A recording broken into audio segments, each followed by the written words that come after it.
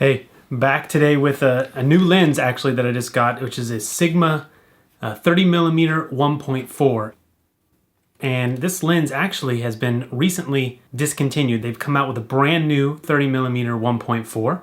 And so my main goal with this video is to just tell you the advantages of having a prime lens. It's a great way to start. A lot of people ask me, what's the lens I should buy, right? They bought a body only because they didn't want the kit lens, and now they need a good entry-level lens for really doing everything. And the problem is that you need a kit of lenses to do everything. No one lens is going to do all the things you want, but a prime lens is a great way to start because you can get that really wide aperture, which allows for the shallow depth of field, the blurry background.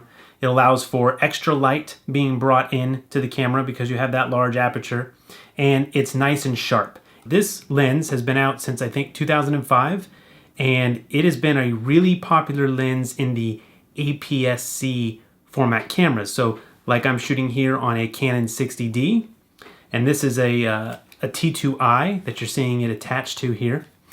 This lens gives you the same field of view almost as a 50mm. So that's really a standard size when it comes to photography and videography because it's close to what the human eye sees. So this is actually 30mm as it comes, the lens itself, and then when you put it on a crop sensor camera, like all these Canon lines that are below the 5D Mark II, 3, and the 6D, all these crop sensor cameras, it becomes 45mm, so about as close to 50mm as you're going to get. And the key to this lens, why it's such a great lens for starters or even someone who already has an established kit, this lens is a prime lens, and it gives you that really shallow depth of field, which is a blurry background. Now, my background's not as blurry right now because I'm shooting at about f6.3 so that I can make sure that I stay in focus. Because if you shoot down at 1.4, all I would have to do is barely move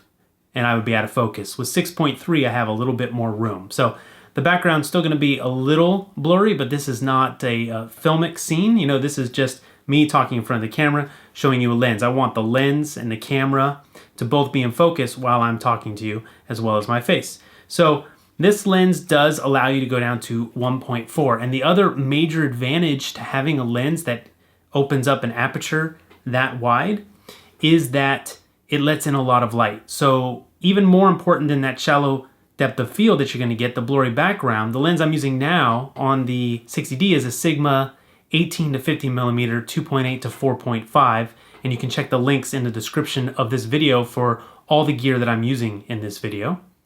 And that lens only goes down to 2.8, so if I'm shooting in a dark environment like a concert or anywhere where the lights are low or at night, 2.8 is as large of an opening as I can make the aperture, so only that much light is going to get in.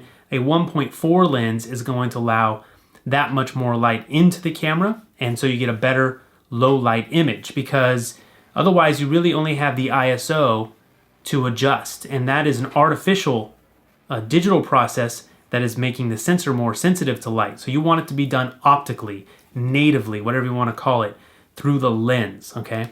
And so you get two advantages. You get that shallow depth of field that you can get even beyond a zoom lens, and you get more low light capabilities. Now again, it's going to be harder to focus, and this focus ring is the tightest I've come across on any of the lenses that I have.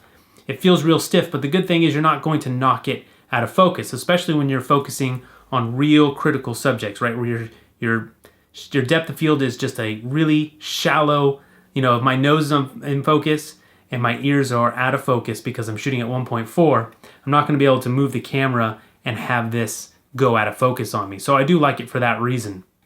It just takes a little getting used to, but it is normal. If you have this lens and it feels stiff on the focus ring, it's normal. So this gives you a great place to start for a lens. You get a lot of light and you get that shallow depth of field. And a prime lens is going to be even sharper. Now I wouldn't suggest shooting at 1.4. This lens is sharpest at about 2.8 and above on the aperture.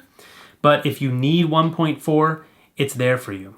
So check out the links below this video for this lens, for the old version and maybe the updated version as well, depending on what's out at the time that you watch this video. And please subscribe and ask questions in the comments. See you next time.